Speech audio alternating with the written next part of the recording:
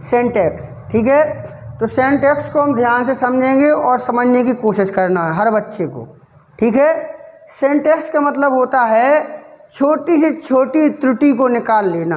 अगर आप लोग छोटी से छोटी त्रुटि को निकाल लो, ठीक है, तो आपको ये पता चल गया कि हमें सिंटैक्स आने लगा। पहली चीज़ आप देखिएगा, जैसे फॉर एग्जांपल हम आपको बताएं कि आपने बचपन में अधिकांशतः वाक्य बनाए होंगे, जैसे लड़का, समझना, लड़का खेल रहा है। ठीक है, लड़का खेल रहा है, इसको आपने बनाया होगा बॉय इज प्लेइंग। आपने बनाया होगा बॉय इज प्लेइंग। ठीक है ना, तो किसी बच्चे ने बनाया होगा अ बॉय इज प्लेइंग, बनाया होगा ना। तो किसी बच्चे ने बनाया होगा द बॉय इज प्लेइंग। ठीक है, इस तरीके से आप लोगों ने सेंटेंस बनाए होंगे। ठीक है, और होता क्या है, अधिकांशतः जो अध्यापक होते हैं, टीचर होते हैं, वो भी इसको भी सही कर दिया, इसको भी सही कर दिया, इसको भी सही कर दिया। अब होता क्या है, बच्चा अधिकांशतः कन्फ्यूजन में रहता है कि सही वाला वाक्य था कौन। ठीक है, बगल वाला बच्चा देखता है, अरे इसका ये नहीं लगा है, इसका सही हो गया, हमने ये लगा दिया। अब ऐसा ना हो हम गलत करवा दें, समझे। तो ये वाला बच्चा इसको काट देता है ए को।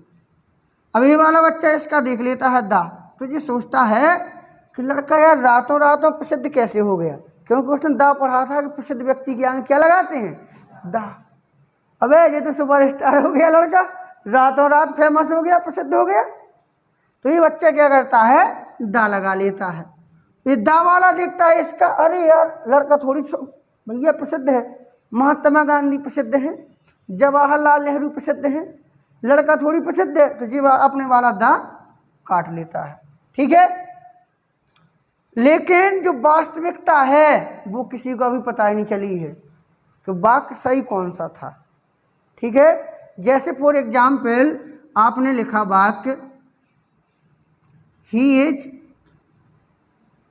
ऑनेस्ट,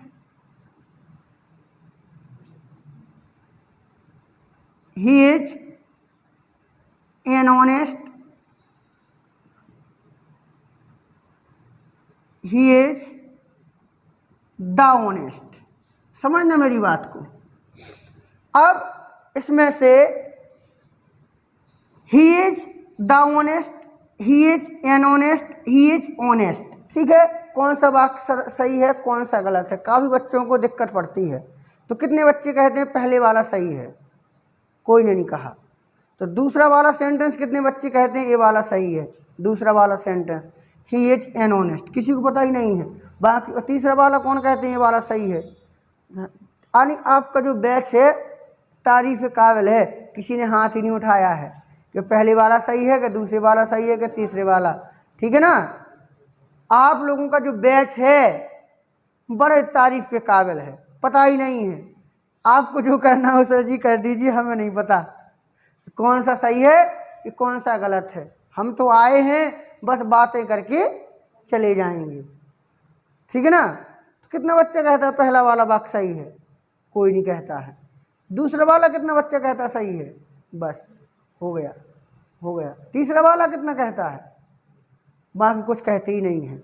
आप लोगों को पढ़ना ही नहीं चाहिए जब आपको जो पता ही नहीं है कि तीनों में से विकल्प दिए गए हैं कि तीनों में से आपके हिसाब से कौन सा सही है। आप लोग जैसे तैसे बैठे हुए हैं जी। आप लोगों की बहुत ही मतलब बारीक क्लास है बेटा, बहुत ही सिंपल लेवल वाली क्लास है कि जहाँ से आपको पढ़ना सीखना है।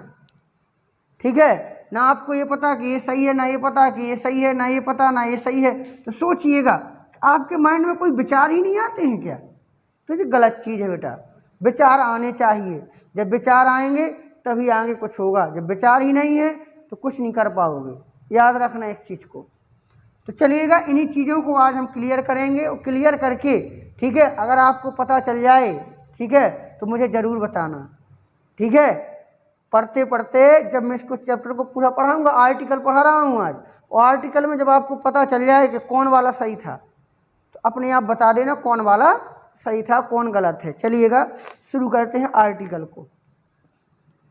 तो समझ में आया होगा आपको कि आर्टिकल कैसे क्या पढ़ना है। अब चलिएगा आर्टिकल यानी कि आपको पढ़ना है आर्टिकल। आर्टिकल्स, आर्टिकल्स को जानते हो हिंदी में क्या बोलते हैं? क्या बोलते हैं? क्या बोलते हैं? अग्रपद। और आर्टिकल मीन्स क्या होता है? धारा भी होती है। आर्टिकल 370 370 सुना होगा, आर्टिकल 370। और आर्टिकल मीन्स क्या होता है? वस्तु भी होती है। और आर्टिकल मीन्स क्या होता है? निबंध। क्या होता है? निबंध भी होता है। ठीक है, तो आर्टिकल पढ़ना है हमें। तो अग्रपद, इसको हिंदी में बोलेंगे अग्रपद। वो अग्रपद यानी कि आगे लगने वाले, जो आगे लगते हैं। कहाँ लगते हैं? आगे, उन्हें बोलते हैं आर्टिकल। आर्टिकल कितने प्रकार के होते हैं? 3, ए एन द।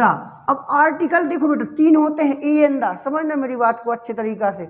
जिसको भी दिखाई ना दे अपनी जगह चेंज कर ले, मतलब कहीं पर भी बैठ जाए, ठीक है, लेकिन बैठें कायदे से भाई साहब।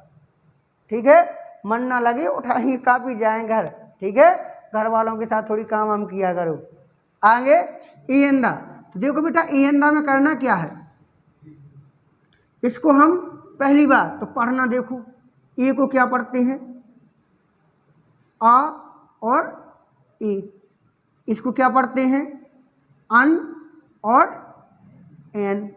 इसको क्या पढ़ते हैं? दा और दी। ऐसा ही है, आप लोगों ने पढ़ा होगा। तो पहली बात तो इसका प्रोनाउंसिएशन देख लो कि ए को क्या पढ़ते हैं, एन को क्या पढ़ते हैं, दा को क्या पढ़ते हैं। ठीक है, तो ए, आ और ए क्या है? ए जब हम किसी पर बिल्कुल संकेत करें, क्या करें? संकेत, ठीक है ना, उसको बताएं, जोर दें उस पर कि ए, दिस इज अ बॉय। क्या बोलेंगे? This is a boy. तो यानी कि जिसको हम संकेत करें, जिस पर जोर दिया जाए, उसको पढ़ेंगे ए। क्या पढ़ेंगे? ए। ठीक है, ऐसे उसको पढ़ेंगे एन है, तो जिस पर जोर दिया जाए उसको पढ़ेंगे ए एन। और जो फॉर्मल होता है, तो फॉर्मल यानी कि अंग्रेजी फॉर्मल बोलचाल में जिस पर हमें ज़्यादा जोर नहीं देना है, तो आ बोल देते हैं। क्या बोल देते हैं? आ। जैसे this is a boy, this is a pen, uh, this is a car, this is a car, ऐसे बोल देते हैं। और अधिकांशतः हम लोग फॉर्मल ही बोलते हैं। क्या बोलते हैं?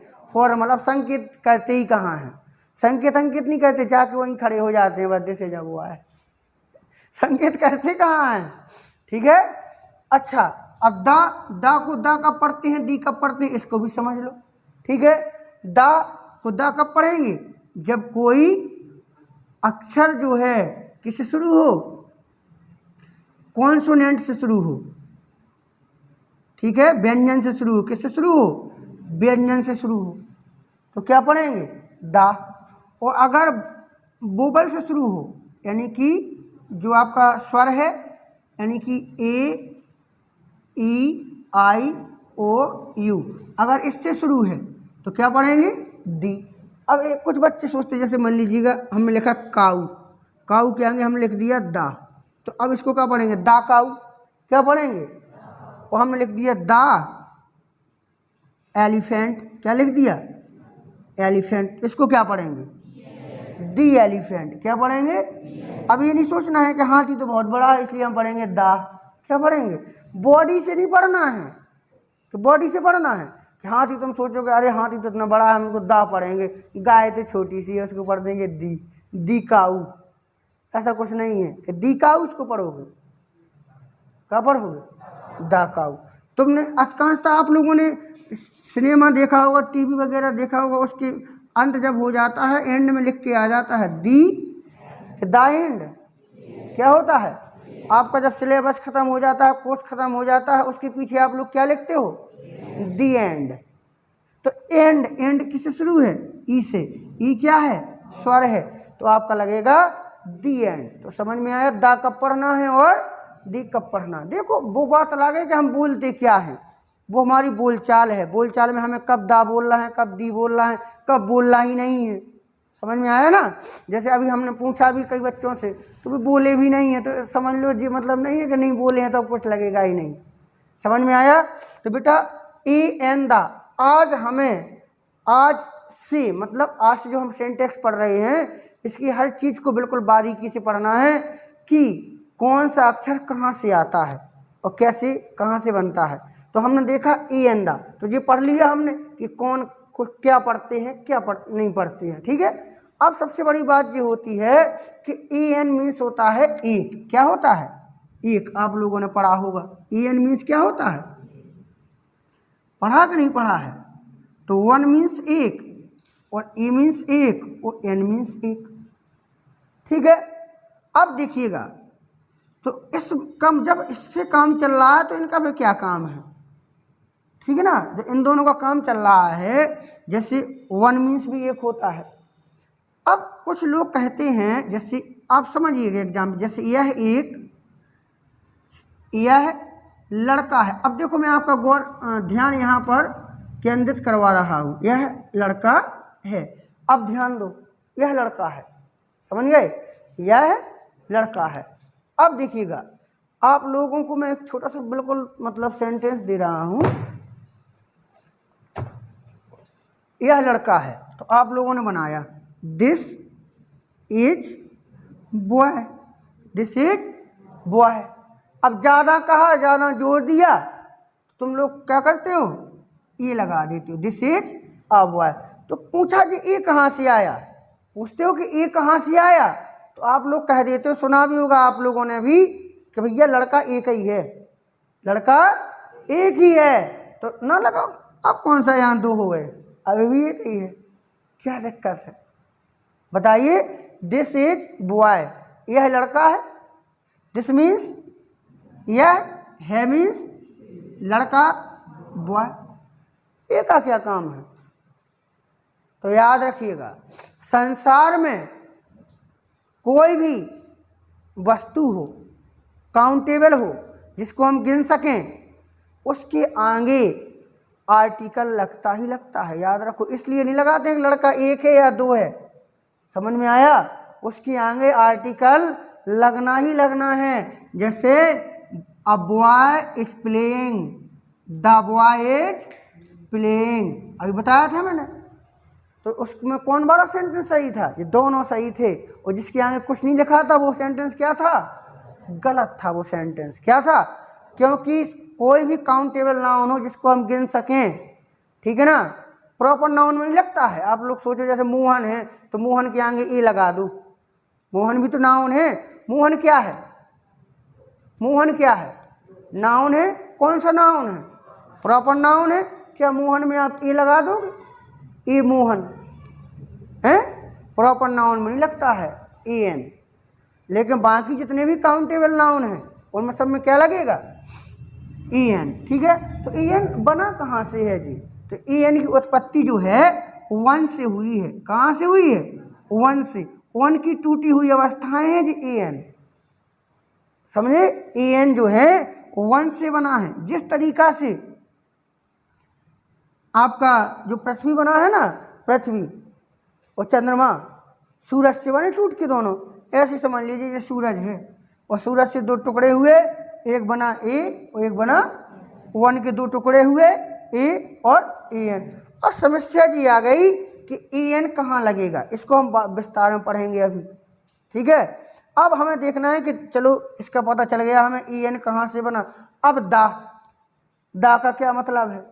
दा का भाई अधिकांशतः हम देखते क्या है बेटा, देखो इस लेक्चर को अच्छे से पढ़िएगा क्योंकि आप लोग एक वीआईपी आर्टिकल का लेक्चर पढ़ रहे हो, ठीक है ना, इसको अच्छे से पढ़ना है। ठीक है, ऐसे तो हमने देखा ए मीन्स एक, एन मीन्स एक और दा मीन्स अधिकांशतः बच्चों को पता नहीं रहता। कितने बच्चों को पता है दा मीन्स क्या होता है? थोड़ी हाथ ऊपर करें।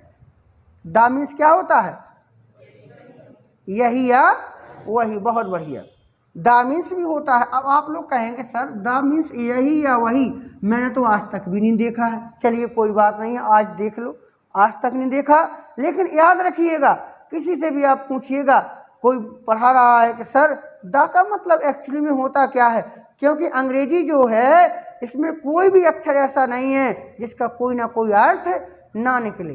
कोई ना कोई अर्थ तो निकलेगा, भले ही आप उसको ये समझे कि जी बेकार है, कोई शब्द बेकार होता ही नहीं है। अगर उसका अच्छा अर्थ निकलेगा तो बुरा निकलेगा, लेकिन निकलेगा। ठीक है, तो दा मीन्स दा का अर्थ बताया।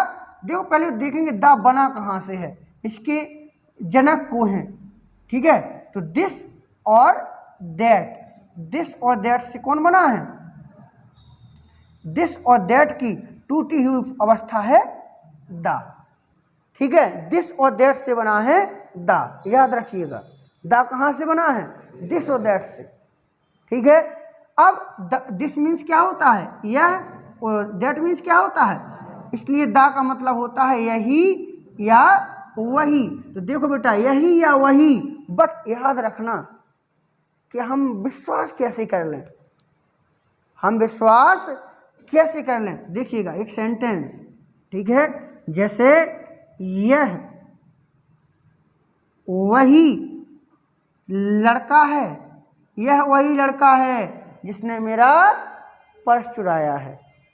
कोई भी सेंटेंस हो सकता है, यह वही लड़का है जिसने गाली दी है, बट हमें वही से मतलब, इसलिए मैंने इतना ही लिखा, यह वही लड़का है। तो यह की अंग्रेजी दिस, है की अंग्रेजी इज, वही की अंग्रेजी the boy, this is the boy, this is the boy. यह बेलताल ही है, यह तो ही की अंग्रेजी भी कभी कभी यही वही या ही, यह बेलाताल ही है, तो दिस इज द बेलाताल। अब बेलाताल के आगे आपने दा लगा दिया, क्या लगा दिया? दा, समझे? तो बेलाताल के आगे भी दा लग गया, लेकिन कब लगेगा? जब इसको क्या किया जाए, हैं? क्या किया जाए? जब इसको फोर्स किया जाए कि यह बेलाताल ही है। क्या किया जा रहा है? फोर्स, बताया जा रहा है कि यह बेलाताल ही है। तो आज आपने देखा ई एन दा का प्रत्यय क्या है, दिस दा का हिंदी अर्थ क्या होता है। ठीक है ना, तो कल की वीडियो में हम देखेंगे ई एन का यूज, ई एन का यूज, और अगले दिन चलेगा जो